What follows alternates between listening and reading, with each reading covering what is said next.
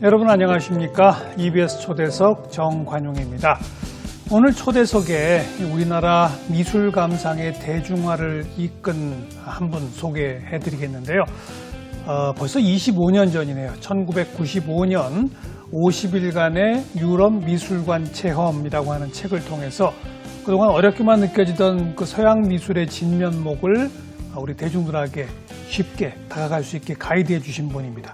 그 후로 미술 관련 책을 무려 40여 권 펴내신 스테디셀러 작가이시고 스타 미술 평론가이시죠.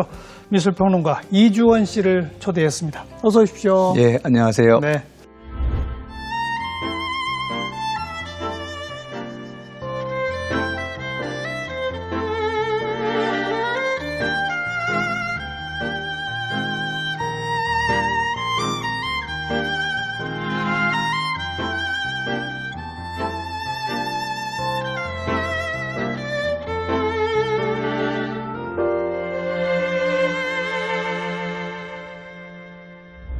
벌써 25년 됐네요, 진짜. 예, 예. 이게 첫 책이신가요? 첫 책은 아니고요. 두 번째 책입니다. 첫 책은 한국의 인물화에 관한 책이었고요. 예. 두 번째 책으로 쓴 건데, 제가 일본에 갔을 때 그 서점에 한번 들렀는데, 그때만 해도 일본에 유럽 미술관에 관한 책이 한 10여 종 이상 나와 있었습니다. 예, 우리나라에는 전혀 없었고. 우리나라에는 전혀 없었고요. 그래서 이거 누군가는 써야 되겠다 그런 생각을 했었는데 그렇게 느낀 바에는 내가 쓰는 게 낫겠다 그런 생각을 해서 가족을 데리고 유럽으로 가게 됐습니다. 가족들까지 함께? 예. 혼자가 아니시고? 혼자가 아니고. 왜 가족들하고 같이 가셨어요?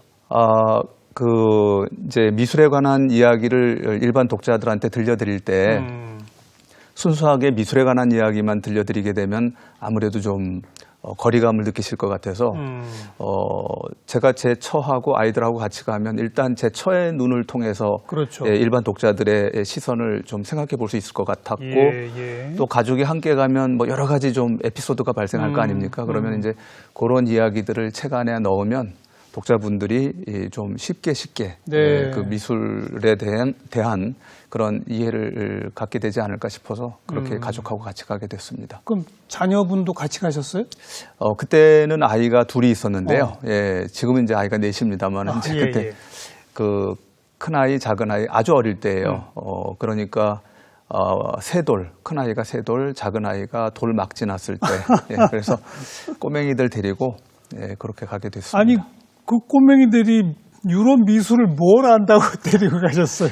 그러니까 이제 아이들이 뭐 유럽의 미술에 대해서 이렇게 이해할 수 있는 그런 전혀 아니죠. 그런 능력은 없죠.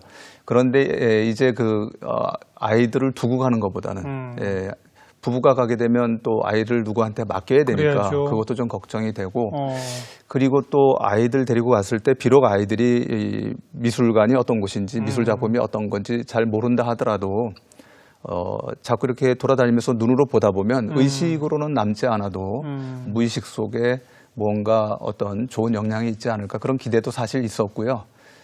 그래서 이제 아이들하고 좀 어렵지만 같이 가게 됐습니다. 고생 많으셨겠네요. 네, 고생 많이 했죠. 아무래도 젖먹이 아이 데리고 가니까. 그러니까요. 그래도 그 영향 때문인지 지금 아이들이 다 미술 관련한 전공을 했거든요. 그래요? 예. 그리고 뭔가 그런 이제 시각적인 거, 조형적인 거 이런 거에 대해서 어릴 때부터 좀 관심을 많이 갖게 된 계기가 되지 않았나 그렇게 생각합니다. 딱 50일 정말 50일 동안 다니셨어요? 아니면은 네, 정확하게는 53일. 53일 동안 몇 개 나라 몇 개 미술관? 11개 나라인데 미술관 숫자는 제가 지금 다 정확하게 기억은 못 하고요. 네. 11개 나라를 돌아다녔습니다. 11개 나라 53일 동안. 미술관 숫자는 그러면 11개보다 훨씬 많을 그렇죠. 것이고. 수십 군데를 다녔죠. 지금도 이 책은 많이 사랑받고 팔리고 그러죠. 지금도 꾸준히 그렇죠? 나가고 있습니다. 계속 수정 증보하신 거죠? 중간중간 개정본을 냈고요. 그래서 되겠죠. 2015년에 이제 두 번째 개정본을 냈습니다. 그 일본에 가셨더니 유럽 미술관 체험 책들이 여러 종 있더라. 그러면 퍼뜩 떠오르는 거는 그냥 번역하면 되겠다. 근데 내가 직접 가서 직접 써야 되겠다. 이건 조금 남다른 생각 같거든요. 아무래도 우리 시각으로 보고 싶었고요. 물론 서양 미술관에 관한 책은 뭐 유럽이나 미국이나 이런 데서도 나와 있고 일본 사람들이 워낙 또 미술에 관심이 많으니까 서양 미술에 관한 책, 특히 미술관에 관한 책도 많이 냈는데 우리나라 사람이 가서 보고 쓰는 건 또 다른 느낌일 거라고 생각을 해서 그래서 우리 독자를 위한 책은 아무래도 우리 이 필자가 써야 된다는 생각이 있었어요.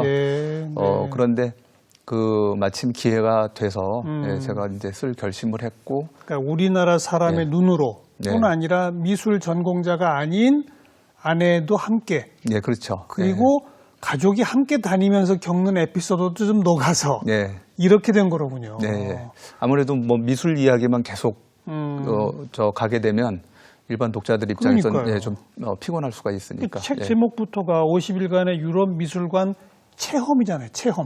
체험 삶의 현장 같은. 어느 출판사가 이런 걸 흔쾌히 동의를 했어요? 학고제 출판사에서 냈는데요. 사실 제가 미술 기자 생활을 좀 했기 때문에 그래서 이 책을 어디서 내면 좋을까 생각하다가 아무래도 미술에 대한 이해가 있는 출판사가 책을 고려할 수 있지 않을까 싶어서 그래서 이제 먼저 제안을 하셨어요? 예, 그렇습니다. 제가 이제 미술 기자 시절에 그 전시 취재를 다니면서 이제 학고제 갤러리도 여러 차례 이제 다녔는데 출판사하고 갤러리를 같이 하는 곳이기 때문에 그래서 미술에 관한 뭐 이해만큼은 확실하고 그래서 일단 학고제 출판사에 얘기해보고 어려우면 이제 다른 곳을 찾자 이런 생각을 했습니다. 그래서 찾아가게 되었고 흔쾌히 책을 내주시겠다. 사실 제가 돈이 없었거든요. 여행 경비부터 제공을 받아야 될 거 아니에요? 예, 그래서 제가 인세를 미리 주십시오. 그래서 그 당시 제가 동원할 수 있는 돈이 한 400만 원 정도 됐고 예산을 잡아보니까 한 1,500만 원 정도가 필요한데 그 당시에 그래서 1,100만 원이 모자라니까 선인세로 1,100만 원을 먼저 주십시오. 아니 그런 책이 1,100만 원 인세가 나오려면 그만큼 안 팔릴래. 그 당시에 뭐 생각할 수가 없죠. 사실 그래서 그렇게 안 팔릴 수가 있고 그런데 저는 갚을 돈이 없으니까 그래서 그 출판사 사장님한테 제가 책이 잘 나가서 인세가 다 이제 그렇게 제가 미리 가져간 게 다 이제 갚아지면 좋겠지만 그렇지 않을 경우에는 사장님께서 다 그거 뒤집어 쓰셔야 됩니다. 그랬는데 흔쾌히 허락을 하셨어요. 그리고 그 다음 날로 당장 돈을 보내주셨습니다. 그래서 준비하고 떠날 수가 있었죠. 근데 결과적으로는 좋은 판단이었던 거예요. 그렇죠? 결과적으로는 그렇게 된 것 같습니다. 지금까지 스테디셀러로 어마어마하게 팔리지 않았습니까? 꾸준히 나가고 있는 건 참 고마운 일인 것 같습니다. 그 리스트는 어떻게 선정을 하셨습니까? 아무래도 이제 대상이 되는 일본 책들, 일본의 미술관 유럽 미술관에 대해서 쓴 일본 서적들을 사다가 그걸 보면서 이제 제 나름대로 구상을 했죠. 그래서 리스트를 만들어서 다니게 됐습니다. 그 이후에 아마 그 책 이렇게 들고 유럽 여행 다니는 사람들 많았을 거예요. 그죠? 특히 젊은 우리나라 배낭여행하는 학생들 많이 들고 다녔던 것 같고요. 그 이후에 저도 유럽의 미술관 다니다가 이런저런 이유 때문에 이제 유럽 미술관 다니다 보면 제 책을 들고 다니는 우리나라 학생들, 관람객들 만나게 되면 굉장히 반가웠죠. 뭐 직접 제가 그 저자다라고 이야기하진 못하지만 보면서 굉장히 고마웠습니다. 어찌 보면 뭐 배낭여행 또 뭐 관광여행 전부 관광지만 다니잖아요. 그렇죠. 미술관들 잘 안 가잖아요. 그 책이 미술관도 좀 다니십시오라고 하는 어찌면 우리나라에서 첫 책이었을 거예요. 해외여행 가서 미술관 좀 다니고 이러는 게 품위 있는 여행입니다. 이런 거, 그죠? 아무래도 그 책을 이제 보고 미술관을 좀 가봐야 되겠다. 그러니까요. 이렇게 생각하신 분들이 꽤 계셨던 것 같아요. 그래서 가끔 이제 독자분들 만나 뵈다 보면은 그 책 보고 유럽 미술관 가보고 싶은 마음이 생겨서 혼자 갔다 또는 가족이 갔다 뭐 친구들하고 갔다 와서 책을 또 다시 봤다 뭐 이런 등등 얘기해 주신 분들이 계십니다. 그래서 나름대로 그 책이 좀 기여를 했구나 고맙게 생각합니다. 그런데 특히 유럽은 미술관이 너무 많잖아요. 그렇죠. 굉장히 많죠. 조그만 도시에도 그냥 정말 많잖아요. 그렇죠. 그중에 최고의 미술관 이런 좀 유치한 질문 드려도 됩니까? 뭐 좋은 미술관들 워낙 많죠. 우리가 너무나 잘 아는 파리의 루브르 박물관이나 오르세 미술관, 뭐 런던의 내셔널 갤러리, 그리고 이제 그 마드리드의 프라도 미술관, 뭐 크고 대단하고 대가들의 걸작을 많이 소장한 미술관들이 굉장히 많은데 네. 그런 미술관 다니는 것도 재미고요. 그런데 이제 여행의 재미를 좀 더 더한다 그러면 큰 미술관이 아니라 오히려 작고 알찬 미술관. 예, 예. 그러면서 또 주변에 여러 그 어떤 풍광이나 풍광도 좋은. 또 어떤 문화 자산이나 유산이나 이런 게 있는 곳들 이렇게 다니시면 참 좋거든요. 네. 그래서 저 같은 경우는 이제 가족들 다니신다, 뭔가 이렇게 좀 시간을 여유롭게 즐기면서 다니신다 그런 계획이 있으신 분들은 뭐 니스 쪽을 가보시라. 니스에 가면은 샤갈 미술관, 마티스 미술관이 있는데요. 네. 큰 미술관은 아닙니다. 예. 샤갈의 성서 주제 작품들, 또 마티스의 작품들 모아놓은 미술관들인데 니스가 워낙 아름다운 그 지중해변의 도시지 않습니까? 그렇죠. 예. 그래서 그 관광하기도 참 좋고, 그리고 또 미술관은 미술관대로 굉장히 알차고, 그리고 예. 미술관이 있는 위치도 참 좋아요. 예. 예, 주택가 아주 한적하고 아름다운 주택가가 그 주변에 펼쳐져 있고, 그래서 산책하기도 좋고, 그래서 가족들하고 가실 때는 그런 것도 이렇게 염두에 두고 가시면 좋겠다 그렇게 생각합니다. 원래 미술 전공하셨어요? 예, 원래 미술 전공했습니다. 어려서부터 그리고 뭐 화가가 꿈이셨어요? 어려서부터 예, 화가가 되고 싶은 마음이 있었습니다. 물론 뭐 중간에 이것도 되고 싶고 저것도 되고 싶고 아이다 보니까 그런데 워낙 어릴 때부터 그림 그리는 거 좋아해서 예, 아주 어릴 때부터 그림 그리고 그럼 초등학교 그 이전부터? 그렇죠. 예, 뭐 집 벽에도 막 그림 그려놔서 벽지 다시 바르고 막 어릴 때부터 그림 그리는 걸 굉장히 좋아했습니다. 그리고 재주가 있다는 평가를 받으셨고. 아무래도 이제 그림 좋아하니까 예. 주변에서 용기 주느라고 재주 있다 하고 그랬던 것 같아요. 그래서 나도 화가가 돼야 되겠다, 미술가가 돼야 되겠다. 그래서 이제 미대를 진학하게 됐고요. 네. 화가의 꿈을 꾸었죠. 지금 가지고 나오신 책이 예. 뭔가 좀 사연이 깊은 책이라고 들었습니다. 이게 어떤 책입니까? 제가 워낙 이제 그림 그리는 걸 좋아하니까요. 아버지께서 저한테 이제 사주신 책인데, 그 가와테 쇼보라고 하는 일본 출판사에서 나온 예. 그 세계 미술 전집입니다. 그런데 이제 이 책이 1967년에 처음 나왔는데 67년. 예. 제 기억으로는 1969년, 그러니까 제가 초등학교 2학년 때 아버지가 저한테 이제 선물해 주신 책인데 이 책을 이제 보면서 화가의 꿈을 키운 거죠. 어릴 때. 그 그림이 표지에 있는 게 이게 밀레 밀레 만종. 그러네요. 밀레 만종. 이쪽은 이제 이삭 줍기. 이삭 줍는 예. 그래서 여인들인가? 뭐 예, 그렇죠? 이삭 줍는 여인들. 그래서 이 책이 이제 그 당시에 우리나라 출판물에선 볼 수 없는 아주 좋은 인쇄 상태. 예. 그래서 이제 화가가 되겠다는 아들을 이제 격려해 주시는 차원에서 사주신 것 같아요. 초등학교 2학년짜리한테 일본 출판사에서 나온 이게 보니까 전집인데 한 권 한 권이 뭐 이건 이제 밀레편 또 누구 편 예, 밀레 쿠르베 뭐 여러 작가들 뭐 그런 식으로 된 것 같은데 그런 책을 초등학교 2학년 때 사준다? 만화책이 아니고 아버님의 안목이 대단하시네요. 예. 그러니까 아버지가 뭐 집안이 넉넉해서 사주신 건 아니고요. 워낙 이제 제가 이제 미술에 관심이 많으니까 그런 재능을 좀 키워주고 싶으셨던 것 같아요. 예. 그래서 이제 사실 뭐 여러 가지로 관심이 많으셨어요. 제가 어릴 때 음악을 네. 좀 이제 좋아해서 베토벤 음악을 좋아하게 돼서 막 듣고 싶어 하니까 그 당시 이제 그 테이프 그 카세트 테이프로 나와 있는 게 없었는지 아버지께서 이제 방송국에 가셔갖고 아는 분 통해서 그걸 갖다가 녹음을 해갖고 그래서 이제 저한테 갖다 주시기도 하고 그러니까 그런 이제 예술을 제가 좋아하는 걸 좋아하셨어요.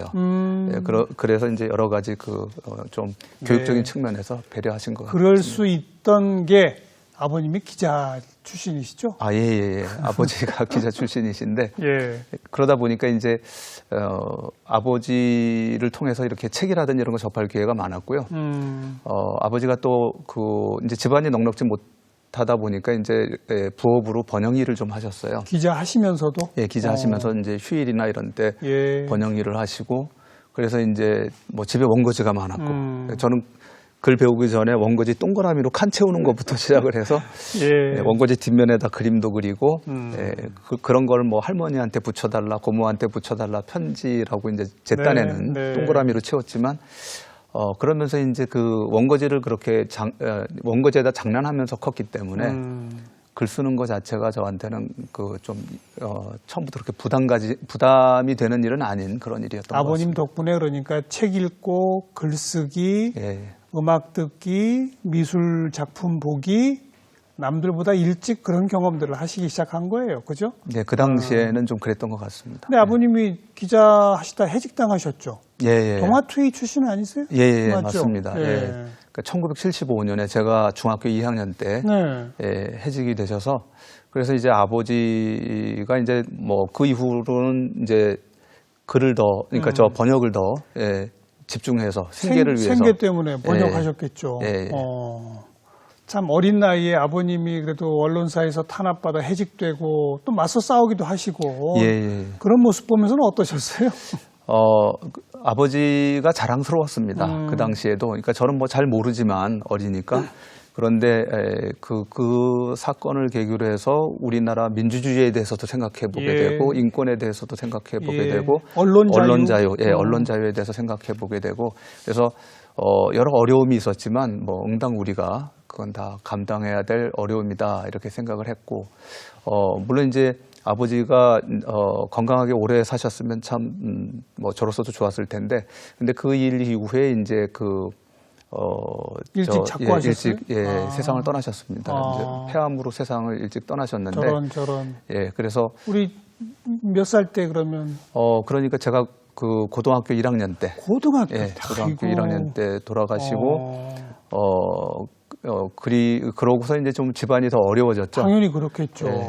하지만 이제 아버지도 저의 어떤 예술적 어떤 관심, 뭐 소양 이런 거를 지지해 주셨지만 어머니도 그런 이제 저의 어떤 재능이나 꿈 이런 걸 지지해 주셨기 때문에 집안은 어려웠지만 어쨌든 저는 화가가 되고 싶었고 그래서 미대를 가셨죠. 예, 미대에 진학을 했습니다. 근데 화가는 안 되셨잖아요. 화가는 결국 안 됐죠.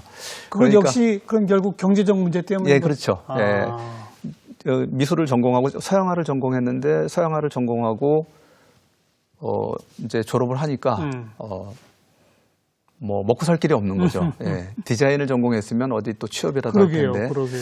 그래서 대학 다닐 동안도 이제 제가 그 아르바이트로 이제 입시생들을 지도를 했거든요. 과외 교습 이런 거. 예, 제가 이제 조그만 화실을 차려놓고 입시생들을 받아서 지도를 했는데 그걸로 이제 학비 마련하고 생활비 마련하고 그렇게 살았는데 계속 그렇게 살기는 어렵고 그래서 이제 아무래도 좀 당분간은 좀 안정된 직장을 갖고 고정된 월급을 받아야 되겠다. 이제 그런 생각을 하게 되어서 이제 미대를 졸업했지만 화가가 되지 못하고 그 언론사를 아버지 따라서 기자가 되셨더라고. 예. 그래서 이제 그것도 처음엔 동아일보. 예. 아버지 계셨던. 예. 아버지가 계셨던 곳에 갔는데 제가 이제 언론사에 가겠다라고 마음을 먹고 나니까 다른 언론사는 생각을 안 하게 되더라고요. 아버지가 다니셨던 동아일보. 저한테는 이제 굉장히 이 아버지의 직장이니까 뭔가 자랑스럽기도 하고 그립기도 하고 왜냐하면 제가 그 초등학교 다닐 때 그 어린이회관 남산에 어린이회관이 있었는데요. 그렇죠. 그때 예. 거기에 미술반이 있었습니다. 그래서 이제 거기 미술반을 좀 다녔었어요. 그러면 거기서 차 타고 집으로 가려면 광화문을 지나가게 되는데 그러면 동아일보 예, 동아일보 앞을 지나가게 되고 그러다가 이제 어느 날은 제가 중간에 내려서 그냥 불쑥 아버지 찾아간 거예요. 예, 그래서 아버지가 반갑게 맞아주시면서 이렇게 이제 신문사 견학도 시켜주시고 뭐 윤정기 돌아가는 거 다 보여주시고 그런 어떤 어릴 때 기억이 있다 보니까 그래서 결국 동아일보를 가야 되겠다 생각을 하고 그리고 이제 그 입사 시험에 응시를 하고 그리고 이제 동아일보를 들어가게 됐죠. 동아일보를 들어가게 됐는데 막상 합격을 하고 나니까 그때서야 이제 여러 가지 생각이 들더라고요. 그 전에는 깊이 생각을 못 했는데 제가 좀 천진난만했다 그럴까요? 예, 그 아버지 그렇게 이제 쫓겨나신 곳인데. 예, 쫓겨나신 곳이고 그리고 지금까지도 사실은 해직된 기자분들이 복직이 안 안 되고 됐죠. 예, 명예 회복도 안 되고 네. 그런데 이제 그 당시에는 거기까지 깊이 제가 생각을 못 했어요. 그래서 네. 몇 년 계시다가 바로 한겨레 신문 창간하면서 옮기신 거죠? 예, 그 이제 아버지 동료분들이 그러니까요. 예, 동아투이 출신들이 주축이 돼서 만든 거 아닙니까? 예, 그렇습니다. 그래서 한겨레 신문이 창간됐을 때 네. 예, 한겨레 신문으로 제가 이직을 했죠. 예. 어찌 보면 어려서부터 받은 경험을 가지고 또 미술 전공했으니까 미술 전담 기자로 정말 제대로 활동이 쭉 가던 시기에 돌연 신문사를 그만두셨잖아요. 제가 이제 한겨레 신문 한 5년 정도 다녔는데요. 예. 제가 사실 기자가 되고 싶다는 마음을 어릴 때부터 가져본 적이 없거든요. 화가만 예. 꿈이었죠. 예, 화가가 꿈이었죠. 그래서 미대를 갔고, 그래서 우연찮게 기자가 됐고, 이제 그 당시에 사실 다른 기업에 취업하고 싶어도 예. 다 전공을 따지기 때문에 미술 전공한 사람이 갈 곳이 없었어요. 그렇죠. 예, 언론사만 전공을 안 따지니까. 네, 네. 그렇게 해서 이제 입사를 했는데 기자 생활 하다 보니까 제가 이제 기자로서 어떤 그런 이제 적성 뭐 이런 것을 갖고 있지 않다. 네, 이런 생각이 들었고 네. 또 기자는 또 여러 부서 돌아다니면서 이렇게 로테이션해서 또 이 취재해야 되잖아요. 계속 미술 담당만 할 수는 없죠. 예, 계속 미술 담당만 할 그 수는 없죠. 시절만 해도 또 예, 그랬어요. 그렇죠. 요즘은 예. 좀 전문화도 되는데. 예. 맞아요. 예, 그러다 보니까 어. 저는 그림을 못 그리더라도 미술 동네에서 좀 놀고 싶고 그쪽에 알겠습니다. 가서 일하고 싶은데 어. 그래서 이제 저 관두게 됐죠. 그리고 곧바로 기획해서 그 50일간의 유럽 그게 나오게 된 겁니까? 어떻게 된 걸까요? 시점으로 보면. 나와서 이제 제가 일단 그 당시에 가나아트라는 미술 잡지가 있었는데요. 지금은 잡지. 이제 없습니다만은. 예. 그래서 미술 잡지에 가서 좀 일도 하고 이제 미술 쪽에 좀 더 가까이 가기 위해서 그리고 이제 그 프리랜서로도 좀 일을 하고 예, 그러다가 예. 그 이제 그 책을 생각을 내시고. 하게 됐고 예, 그래서 그 이제 50일간의 유럽 미술관 체험을 쓰게 됐죠. 네. 그리고 또 한 2년 후에는 갤러리 투어라는 것도 시작하셨잖아요. 예, 그렇죠. 제가 이제 그 책을 내고 난 다음에 이제 학고제 갤러리에서 관장 일을 좀 이제 하게 됐습니다. 네, 예, 네. 관장 일을 하면서 책이 나오니까 여기저기서 이제 강연 요청이나 이런 게 많이 들어왔어요. 그래서 뭐 기업이라든지 공공기관이라든지 강의를 했는데 미술은 아무래도 직접 작품을 보면서 예. 감상하는 게 최고잖아요. 최고죠. 예. 그러다 보니까 그것도 이제 현장에서. 현장에서 예. 사진 말고. 그렇죠. 예. 그래서 이제 그런 투어 요청들이 들어오기 시작을 했어요. 그래서 이제 97년께부터 이제 시작을 하고 이제 여러 팀들이 만들어져서 예. 그래서 이제 한 달에 한 번씩 미술관 갤러리들을 탐방하면서 이제 그 작품 감상을 같이 하는 국내외를 막론하고. 주로 이제 국내를 다니지만 그 팀이 뭐 1년에 한두 차례씩 해외도 가고. 해외도 가고. 예. 예.